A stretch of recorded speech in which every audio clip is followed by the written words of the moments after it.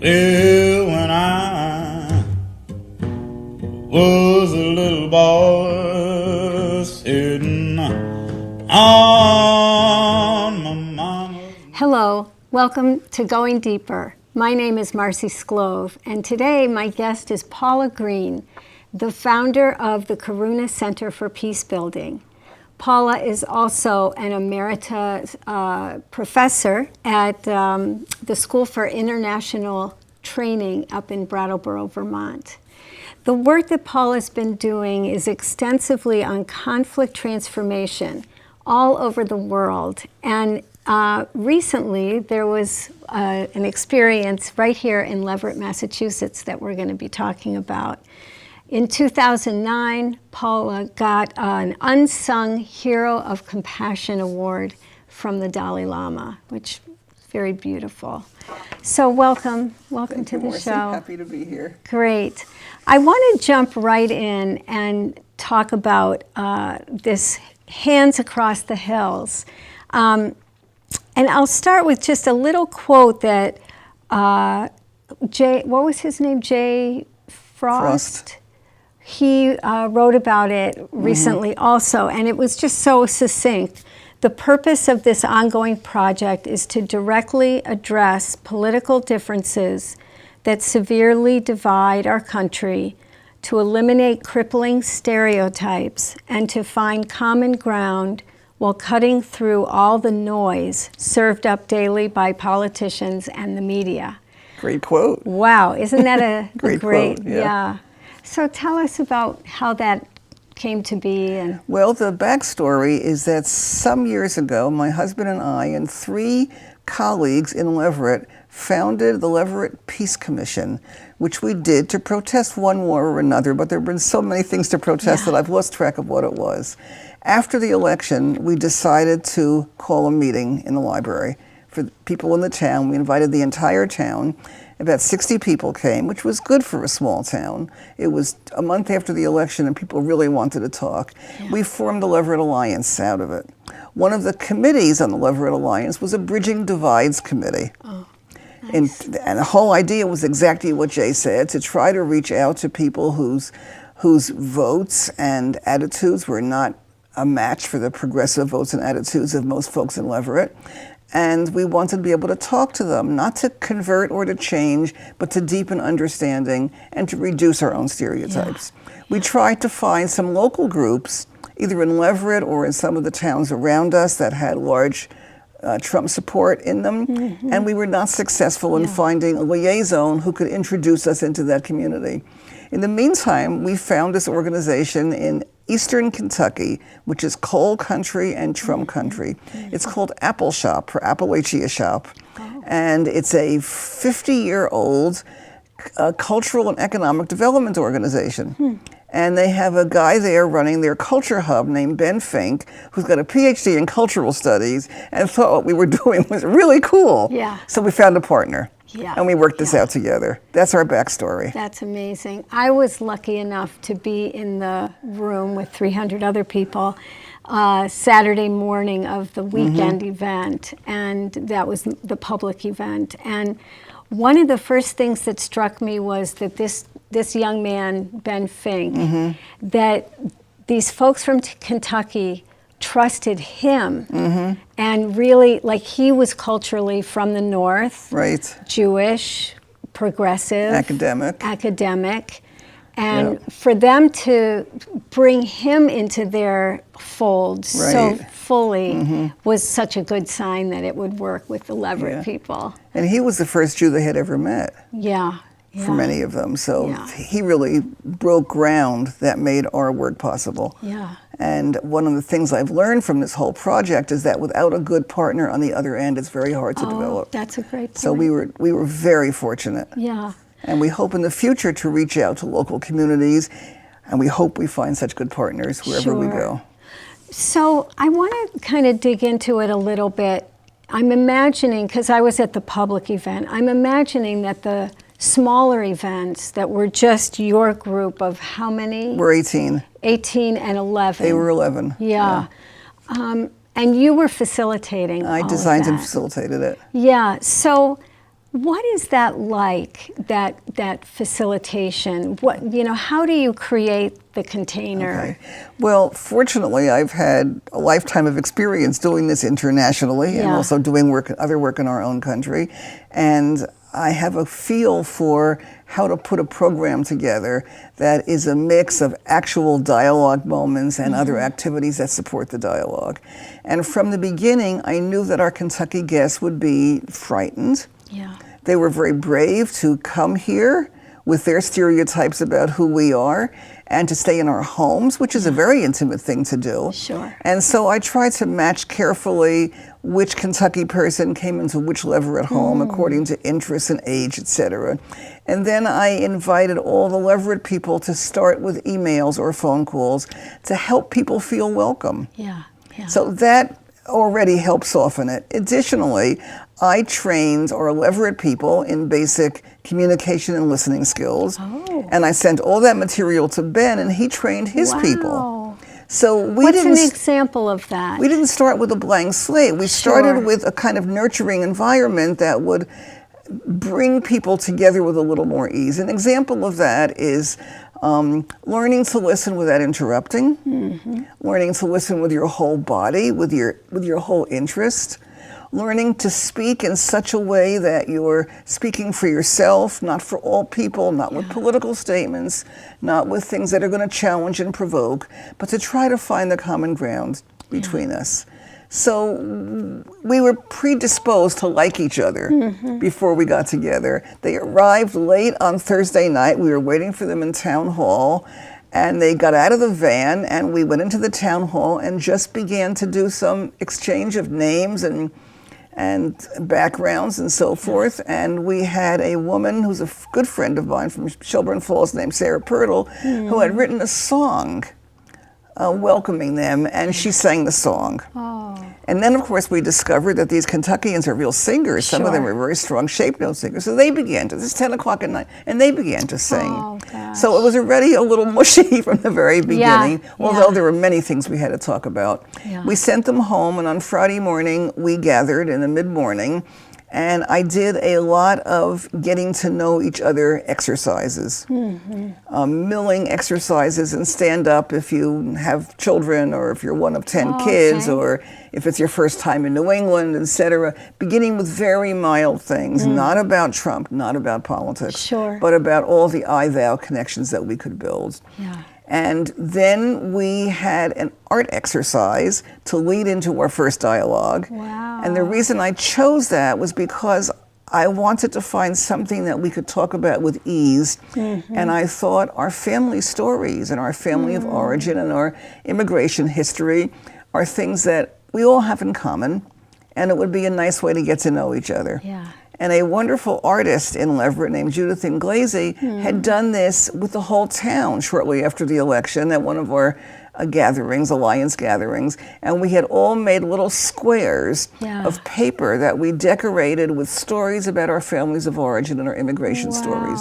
And they hang in the library. Oh my goodness. It's quite lovely. I'm gonna have to so go I look at invited that. her to come to our initial dialogue session to introduce this, and they all made squares, which we're going to bring with us for them to hang in their own community or library when we go there in April. So then we started talking about our family of origin stories, and we discovered a tremendous difference. They've all been in Kentucky for centuries. And they don't know their family of origin stories. They know that the community is Scots-Irish. That's generally where Kentuckians came from. But their family of origin stories, when they came here, who came here, are lost to them. So they don't have that. But we had at least half a dozen people who had Holocaust stories. Parents, grandparents, great-grandparents, someplace in their family. Others who came from different parts of Europe with similar stories. And as they told them, people in our group began to cry, which was wonderful for the Kentuckians. And one woman said, I've never met an immigrant or a refugee, but I've been taught to hate them. So there's shifting happens immediately. Like, oh, refugees really hurt. Immigration is difficult. It's hard that you've left all your ancestors in Europe or Asia or Africa or the Mideast or South America. So something began to shift in them. And one of the women said, I thought people like you, meaning us, didn't have any problems. Right. Oh my That was one of gosh. their stereotypes. Yeah. Yeah. So that was So there could be like a jealousy built into the stereotype. That's right. Sure, because we're rich and we're powerful and we're educated and we have no problems. As if suffering doesn't exist in every human family and being. Right. But that was her statement. And then they began to talk about their situation, which was what it's like to live in a coal community. Yeah. And then we began to feel the compassion for them. So there was this gorgeous exchange on day one. Wow. With all of this, that was a very deep opening. Yeah. And it was conscious. I worked on it for this to happen. That's it was designed. incredible. These things don't happen by accident. Sure. They happen by deliberate and careful, slowly building and building. Wow. Not starting with politics, not starting with differences. Right. I think that what I'm interested in this interview is hearing about the process. Yeah. And I hope you've written about that or taught other people, just exactly what are the steps that you take when you create such a place. Well, for next people. week we are having a gathering on December 11th. Yes. Because dozens of people said, we want the backstory. We weren't there. What happened? How did you do it? So I'm going to do just what I'm doing with you, talking about how the design was created and what made it safe. Because safety is the basic element of what makes this work. Yeah. So that's how we entered the dialogue, and we didn't even talk about Trump until the second day. Right, and then so I was there the second day, and that was the public thing. Yeah. And later, I know in the afternoon, it was again, you were together Yes, privately. we had 3 dialogues, one each day. And so how did the dialogues keep, what are some more of the stories of the private parts? Okay, so Friday, we left off, we were doing this dialogue about our family of origin stories. Friday night, we did participatory theater exercises, so kind of games that would get us moving with each other and having fun. But it was also very serious because we did some spectrum exercises, which are, if you agree, you stand on this end, and if you disagree, you stand on that end. And we started out with liking chocolate ice cream, but we got around to, how do you feel about guns? And there we saw a big difference. Do you feel safe if you have guns in your home, in your community? And we saw the spread. Wow. So it began lightly, but it also took on some serious aspects. We did some exercises in not listening, in interrupting, to remind people how difficult dialogue is if you interrupt. So we did a lot of that stuff. And then Saturday morning, as you know, because you were there, we had this massive public event, and the Kentuckians made themselves so incredibly vulnerable beyond anything I ever would have imagined. There was not a dry eye in the place. I know. From the minute I got there, Sarah Pirtle's song, Yeah. oh my gosh, just endlessly moving. I spoke to a woman the other night who got there late, and she said to me, when she looked up and down the road and saw hundreds of cars, she began to cry before she even walked in. Just the sense of how much people wanted something like this to happen, and what a gift it was for the community. And what a gift it was for us that our entire community, the whole valley turned out for this. It was such a beautiful demonstration of what people were concerned about. And how much hope we want to have in this tough time. And the respect of Stan Rosenberg came and was, I don't know if... The whole select board came, our whole town government came.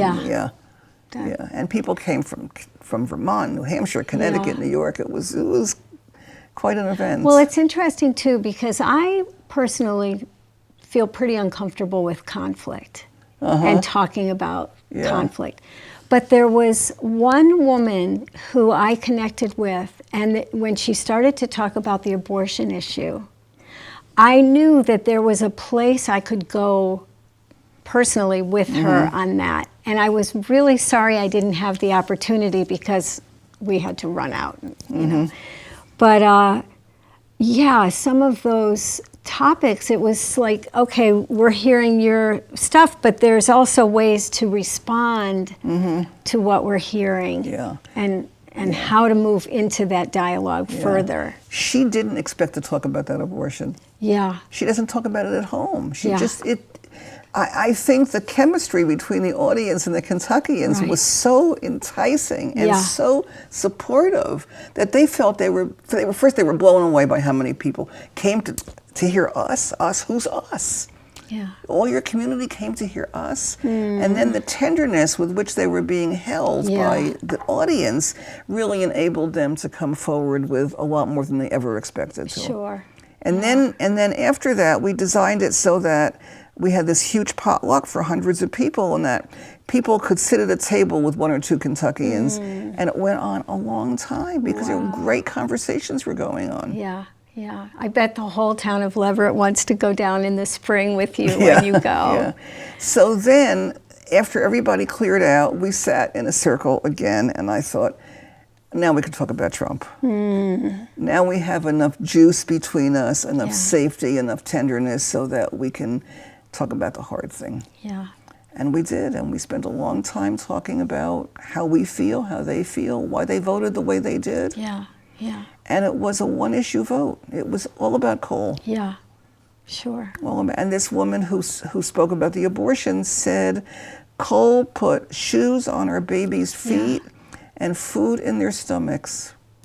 And another aspect of her, and I almost, when I was thinking about us having this interview, I had this fantasy, which I didn't follow up on, of Skyping her in today. But the thing about when she said that her family have been the laborers, but that they've never owned land or anything, that they've always been like the workers, the laborers, and yet they were union people. She's got a picture of John L. Lewis in her house, she said. Wow. They were total union people. Yeah, so the interesting part of keeping, not being critical of the whole thing, even though they were always sort of at the short end of the stick. Yeah, we've done, most of us in our group have done a lot of reading in the past 6 months to get ready for this. And we read a lot about the coal situation. And I learned that these were company coal towns. Yeah. And they owned the little houses, and people had to pay rent out of the money they were making. They owned the stores. Yeah. So whatever they wanted to charge, people were stuck. There was no place to go. They owned the clinics. They either supplied or didn't supply the schools. So it was cradle to grave, but it wasn't very good care at all because the money was taken out. It was not only was the coal extracted, but the goods were extracted. The money that came from the coal was taken out by the coal barons. And before them, there were timber barons who did the same thing. And they got people who couldn't write to sign contracts with their thumb that gave away their land. Oh my gosh. So it was really rapacious. And what was strange to me was that despite the rapaciousness, there was loyalty to coal. Sure. But it's all they knew. Yeah. One guy, Herbie, said in 1912 the trains came in, and then the coal could be exported. So that was the beginning of big coal. And then it never stopped. So it was 4 generations of people who knew only coal. Yeah. So they're loyal to it. And the other thing he said that impressed me was people felt good about it. It was a job, it was a union job, there was enough money, they could feed their families, and they were part of American patriotism because they were supplying coal for the nation. So they had a little romantic idea about it. Yeah. Although on Friday when we talked personally, they had told us about all the people who died from black lung disease and coal mining accidents and rocks falling on them and injury, terrible. They had all lost fathers, husbands, sons, brothers, husbands, all of them. So the loyalty is strange. Yeah, the other aspect I remember hearing too was as the coal companies have been receding now, all the services, the infrastructure that they have paid for over time in their towns. That's right. So the elders, the senior citizens don't get lunch, and the rubbish doesn't get picked up. Exactly. Oh my gosh! So It is. It doesn't end. It's extracting everything. And the vote was, Trump said he was going to bring back coal. And Hillary said she was going to close the coal mines. Right. She said other things, but that's all they heard. Right. It was a soundbite. And that great line that Ben Fink said, you know, if you're going in to talk to the people in the synagogue, you don't bring the ham sandwich into the synagogue. And that her going to the next town and speaking about how she was going to close the coal mines was bringing the ham sandwich. Yeah, absolutely. Oh my goodness. Absolutely. So you don't vote for the ham sandwich. No, you don't. So she lost all those votes. Yeah. And they're still hoping it's going to happen. Yeah. One of them said, every time we hear the rumble of a truck, we think, oh, coal's coming back. Oh my goodness. It's heartbreaking because there's no other industry there. Yeah, yeah. Well, that's what should happen, is figuring out how to bring other industry. That's right. Not high-tech industry. And that's part of what Ben is doing with this culture hub, and what they're talking about is finding out what they've got there, their own resources, like their music, and starting music schools and music instrument making and producing movies and DVDs and CDs for their music. Yeah. Doing a little agriculture, you know, trying to find out what's there so that whatever they make stays in the community. Wonderful. And it's not pulled out by an extractive Another baron. Version of the whole sustainability. And locality. And local, yeah. Well, we just have, you know, not a whole ton of time, but you also just came back from Myanmar. Yes. Burma. Yes. And can you tell us what that project is? It was more dialogue, and it was very difficult. It was a little hard to go right from Kentucky and a few weeks later go to this Burma project, but it was an obligation, so of course I did it. And it was wonderful once I got there. And it was interfaith dialogue, so I had Christians, Muslims, Buddhists, and Hindus mixed in the group. And I had 2 groups of 25 each. It was altogether 6 days of dialogue, so different days, different groupings. Wow. And these were people whose government is doing everything to divide them and pull them apart. Yeah. And we're doing whatever we can to bring them together. Sure.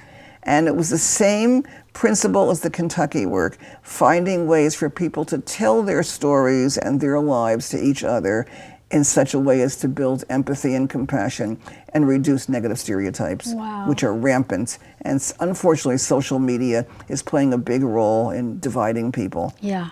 So we had a lot of work to do, and it was very worthwhile. So what's the breakdown in terms of populations? Are there many? It's over 90% Buddhist. It's a Buddhist country. And then there are small minorities of Muslim, Christian, Hindu, Baha'i, Sikh, tiny minorities. Okay. And most of these people were brought over by the British when they had the British Empire. Oh, I see, sure. They owned Burma and they owned India, Pakistan. Yeah. And they brought in coolies to do the work. Okay. And now, 100 years later, these are the families. Wow. So they're still there, and they're being mistreated. They're being denied citizenship in many cases. Oh, gosh. And did you once again have a partner? Yes, local people there? on the ground. Yes. Yeah, that's amazing. Yeah. Are you? I know you're you're not the director of Karuna. No, I stepped down as director. Yeah, but still, you're very much. I'm a consultant now to the organization and a supporter, and very concerned about it, and always will be.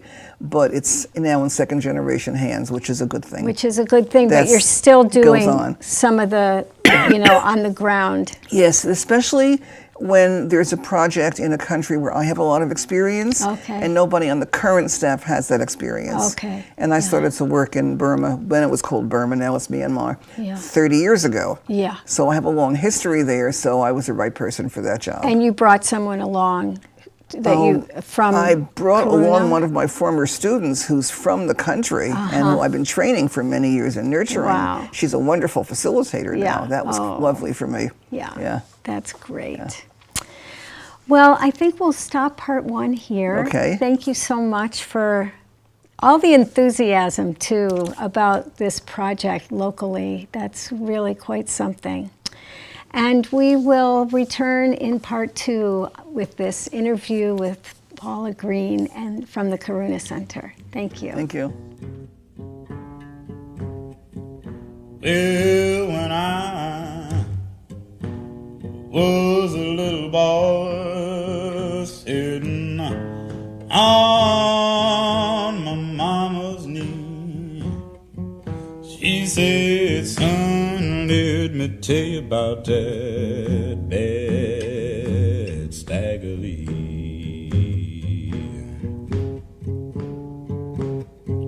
She said, son, he was a bad man, Lord, the baddest